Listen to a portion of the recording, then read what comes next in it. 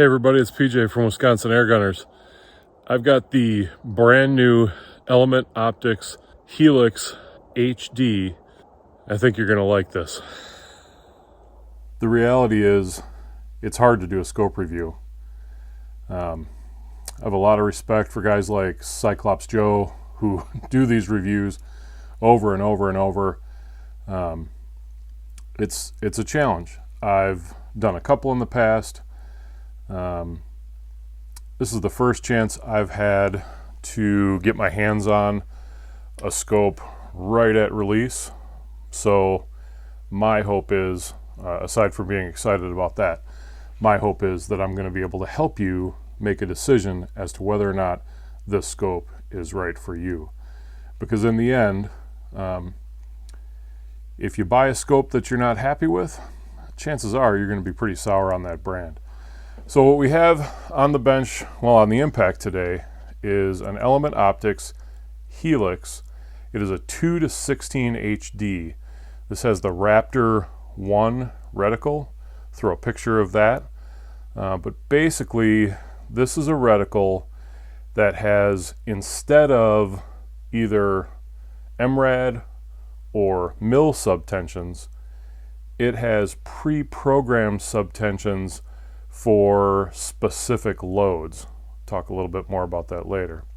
It's a pretty cool setup and a super useful zoom range. You've got between two power, nice wide field of view, little bit of magnification, up to 16, which here in the Midwest, we're not shooting from mountaintop to mountaintop. 16 power is pretty good for most of your, well, let's call it deer hunting needs. Not deer hunting with a 30 cal impact, but I am shooting stuff like that. And I can use those subtensions to figure out my own dope, which will allow me to use this scope. Now, here's what I'm kind of excited about. I do a lot of pest control work. It's nice to be able to film that. Part of that is to bring you guys occasional shooting videos. That's good stuff. But the other part, or the other reason why I film, is really for my own analysis, trying to make myself a better shooter. And so the reality of the world is not every scope is really super awesome for filming. And if you have to do some pest control work at night and you're using night vision, either an upfront add-on or an on-the-back add-on, having a 2-power scope really makes a difference. Later on, I'm going to show you some footage from my Pard. I have the Pard NV007. It's a nice unit. I've used it a lot, like it a lot. When I use it on either my other Helix, which is a 6-24, or my Titan, the one I've been using is a 5-25. That 6 or 5 power magnification, sometimes a little bit much, not because I don't want to see the target close up when I'm shooting, but because it really limits width of view. You know, can I see left, can I see right? With that 2 power, it kind of opens up the tube and you actually can see a little bit more of what might be considered periphery. So what I'm going to do, because it's the best way I know how to show how good this scope is I'm going to show you through the Pard footage from some filming I did just last night. Now before we get to that, I should talk a little bit about the features of this scope. So we know it's 2-16. Like every other scope out there, it's got a focusable eyepiece here. That allows you to adjust the reticle so it's clear to your eye. You've got zoom ring here, nice and smooth. On this side, you have a capped windage turret. So you unscrew this, drop that. You don't have to drop that, but of course I did. All the way to the ground. So it's capped. You get rings. So if you want to run it uncapped in the field, you can put a thread protector on there. The top, I probably won't drop this one. Same thing.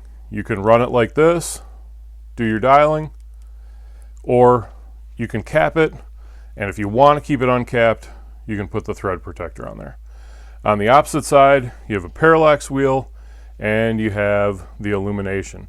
Now the reticle on here, that you've seen, has a center dot, and when you turn on the illumination, it's the dot that illuminates. So whether you want to run it capped, uncapped, depending on your situation, your preference, the way you shoot, you've got those options. 50 millimeter bell up front. The whole, I guess, purpose for this is to show off the HD glass, which is really nice. And again, this is the hard part of doing a scope review. I don't have a way to really let you look through the scope the way I'd like to. This is what I'm going to do. I've recorded a bunch of stuff, a bunch of footage last night as I was losing the light, as well as into the darkness. And I'm putting together this video hoping to show you the quality of that footage through this glass. So let's get on over to that. So the best way I can think to show you what I was seeing is to walk you through what I did through the scope to set it up. So the first clip you're going to see, I'll throw these in so you can watch them as I'm looking at them, was a series of shots at 45 yards. I've got a couple of spinners. I think it's like 4 inches, 2 inches, and 1 inch or something along those lines. Now as I'm filming this, as I had the scope set up and I did my 0 at 45, I was kind of losing the light. Now at the time that I filmed this clip, and I'm in color mode here on the Pard, I could still see this target with the naked eye. So I'm shooting 44 grain JSB Diablos, velocities around 860.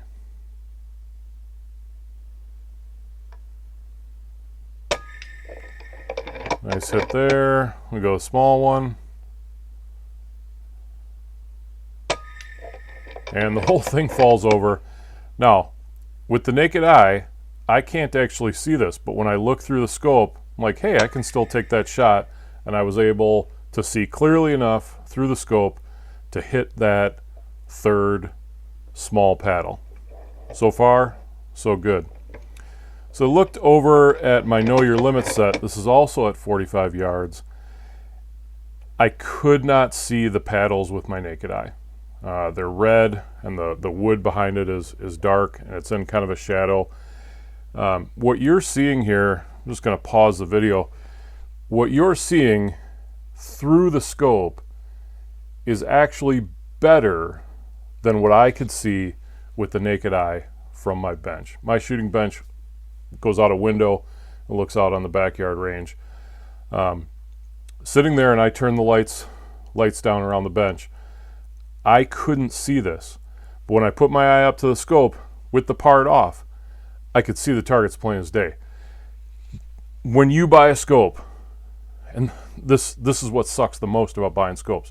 When you buy a scope, what you're buying, what you're paying for when you get good glass is 30 minutes after shooting time starts and 30 minutes before shooting time ends. Those are the critical parts of the hunting day. Anybody can make a scope. Well, I can't make a scope, but like scope companies can make good scopes that look good in bright light. But at the end of the day, when the sun's going down, it's low on the horizon, you're out in the woods,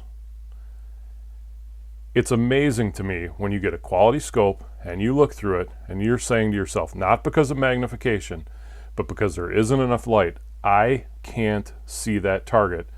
But you put your eye up to that scope and suddenly you can see it clearly. And what I want to say is that's what's going on here today. So I didn't even turn on the night vision mode because I didn't need to, because there was still plenty of light for the Pard to see what was going on. So I started hitting the Know Your Limit. First one right down.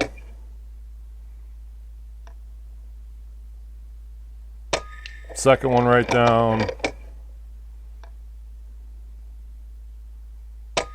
Third one right down.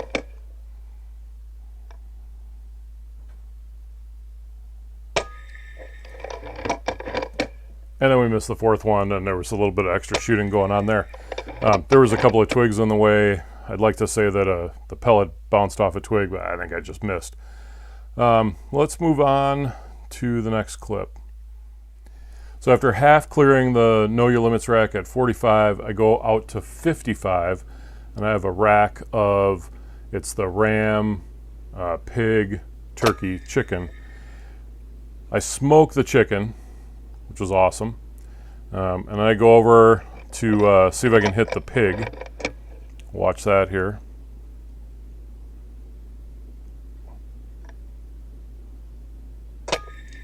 Nail it. So what I'm figuring is, where is my hold? I know my 0 is on the center dot, and at 55, so 10 yards further, I have to go just above the first hash. Now at 65 yards, I have a quadrant target. So I'm trying to figure out what the hold is at 65. So I'm going to take a shot here. And I see it hits one of the upper quadrants. So I got to bring that down just a little bit. And I'm just below that first hash.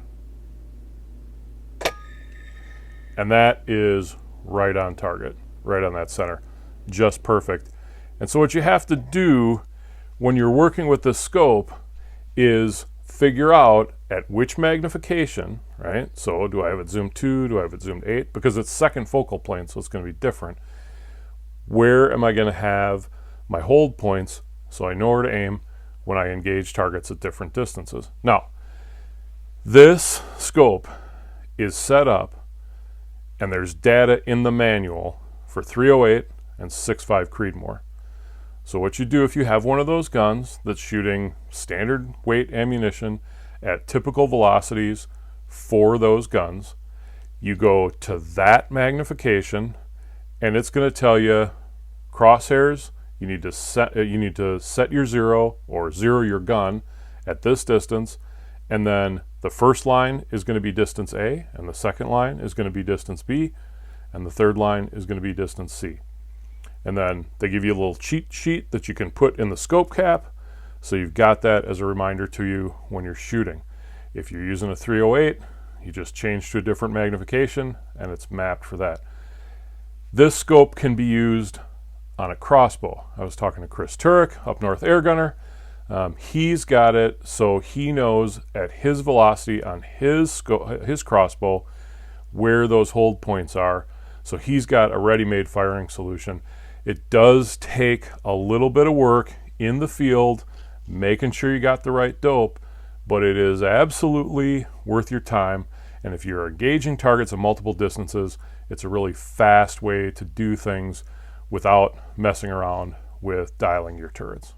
One more clip before the sun is down. Actually put it into night mode, but with no illumination, just to take a shot on the Know Your Limits.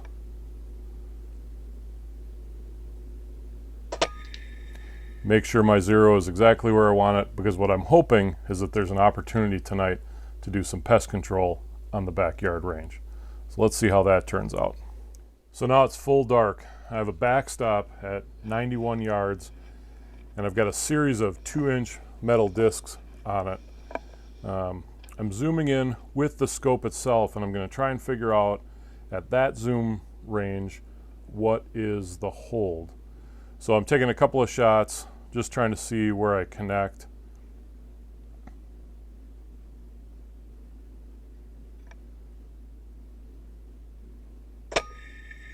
And that first shot, I was looking at that first hash, way too low. So I go down to the third hash, and the elevation is right, but it's just going a little bit to the left. Boom, hit it right in the center. I think I take a kind of a lousy shot here, like hold 2, as you can see I'm holding a little bit off. So I missed that one, and then I come back and I connect. Nice. So this next clip is just sort of a by or for comparison. You're looking through a 5 to 25 Titan. And while you'll see that the clarity is really on par, in fact, I'd have to look pretty hard to tell you which I think is more clear. One thing jumps out is this was actually really close. This deer is about 15 yards away. I was zoomed all the way out at 5 power, and as a result of that, the reticle is really fine. And it's one of the challenges when you're using a high magnification scope with an add-on night vision unit when it's in first focal plane, because with first focal plane you get a reticle that grows with the magnification. So at the low end of magnification, it can be hard sometimes to make out the reticle. My goal for the setup was to bring to you guys some decent scope camera footage. So I have a trail cam set up that alerts me when there's, well, whatever, walking around the backyard range. And basically, I threw on the latest Jack Ryan on Amazon Prime and threw on the space heater, and Maverick and I hung out just waiting to see what would come by.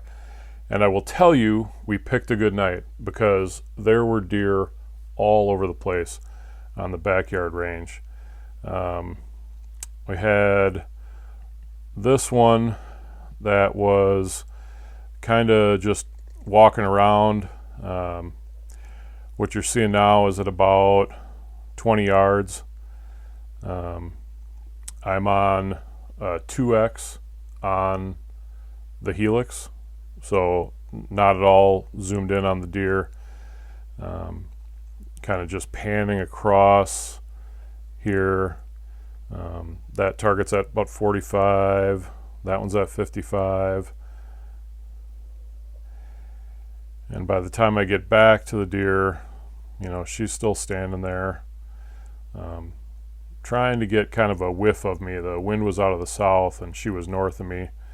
And now she walks out to about 30 yards. She's doing her stompy, I don't like this walk.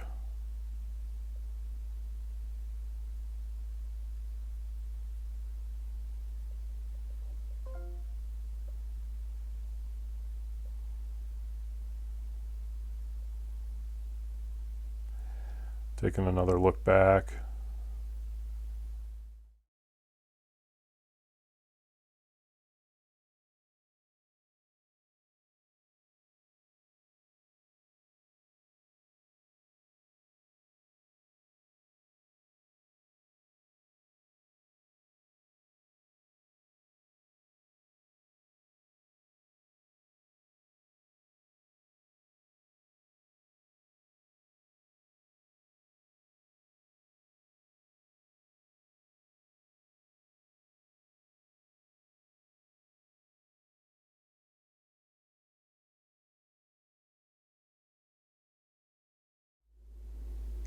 This next doe walks across at about 60 yards, maybe just a little bit further than that.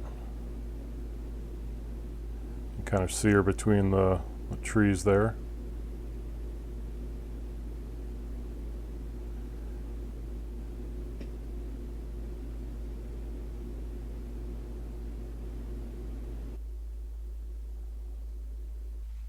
And then things start to get exciting.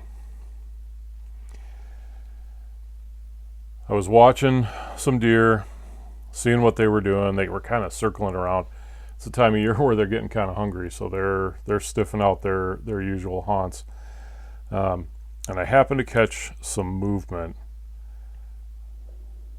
And I look, and here's this big fat raccoon walking away.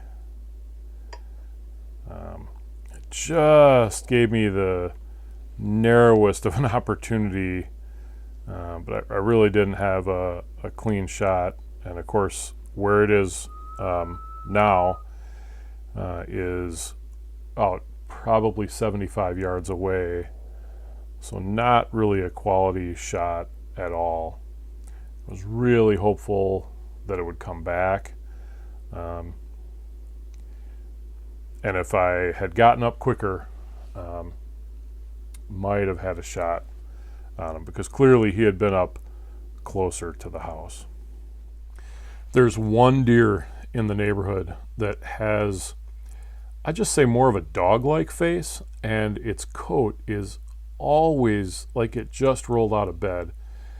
And when I catch it out of the corner of my eye, especially when I'm using the night vision on the backyard range, I always think I'm catching a glimpse of a coyote. So what you're going to see is that deer in a minute. You're going to watch me go through zooming using the Pard's zoom. So the Pard has a digital zoom that you can use to step up, and then we'll come back to 0, and then I'll use the zoom ring on the scope to zoom in a little bit. So let's take a look at that.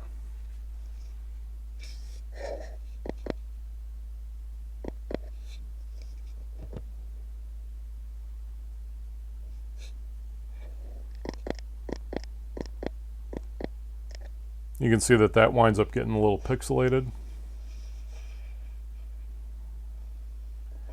But if you want to use the optical zoom, you can get closer to your subject without that pixelization. Just remember, because it's second focal plane, your holdovers can change if you're doing this in conjunction with making a shot. If you're shooting crosshairs, doesn't really matter, because crosshairs are crosshairs. But if you do have to hold over or under because of the distance, you need to take that into consideration. This deer might be a werewolf. I'm not exactly sure. And I have no idea what it's chewing on, because other than pine needles, there's really nothing to eat out there.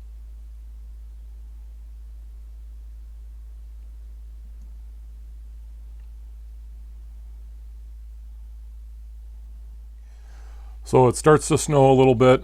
I had flurries on and off pretty much all night. No real accumulation, but it was cold. It was, I think, 10 degrees or something like that. All of a sudden there are 3 deer that show up on my trail camera, and I go to look at them from the bench, and usually they hear the window open. These deer were completely and intently focused towards the creek away from the house, and they just stood there like that. And I started to get pretty excited about that, because what I really thought that meant, with all these animals paying attention over there, they're not doing that because there's another deer coming over and, oh, it's Jan, she's probably got great stories to tell us. They're doing it because there's something that's not a deer coming from that direction. And there's 2 things at night on the backyard range that we take every time we get a shot at it, and those are foxes and raccoons. My dog Maverick is a little dog, and my concern is about those animals when he's out doing his business late at night. Coming at him with the raccoons, they also have been known to tear up the trash cans and stuff like that. So they are not welcome on my property, and we take them every chance we get. So I watch these deer for a while, and I kind of scan around to see if anything is coming in from a different direction, and they are just intently focused on whatever's coming from that way. And a few minutes later, I get the answer to what's going on. Now, if you don't like pest control, you don't have to be a hunter to use this scope. You might want the APR reticle if you're not going to use this scope for hunting. But if you don't want to see pest control, stop the video now or jump ahead a little bit or whatever you need to do, because there's going to be some pest control. I just think it's fair to warn you. Those deer were busy paying attention, and there was other things in the house that I had to attend to, so I stepped away for a minute, and when I got back, this is what I saw.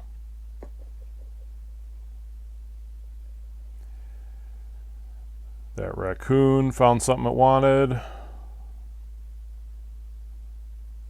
You see the deer in the background This will give you a little bit of an idea how quiet a 30 cal air gun can be. That one deer took a few steps away, but the other one just went off to the right a little bit.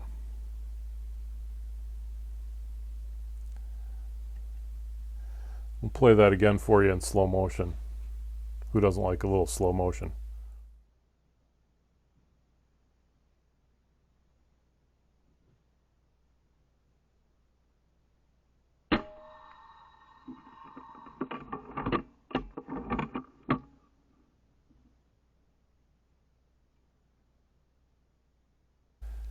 Oh, it's great when you plan for something and hope for the best and it actually works out. And went outside and did the recovery, and I guess I just have a few final thoughts before we go out and sum it up. But it's my desire in all my reviews to assist people in deciding whether or not something's right for them. Frankly, it's one of the only reasons I can think of to actually do product reviews, is to help other people make decisions. I think this is a really good scope. I think the zoom range from hunting, especially in the Midwest, where our distances are,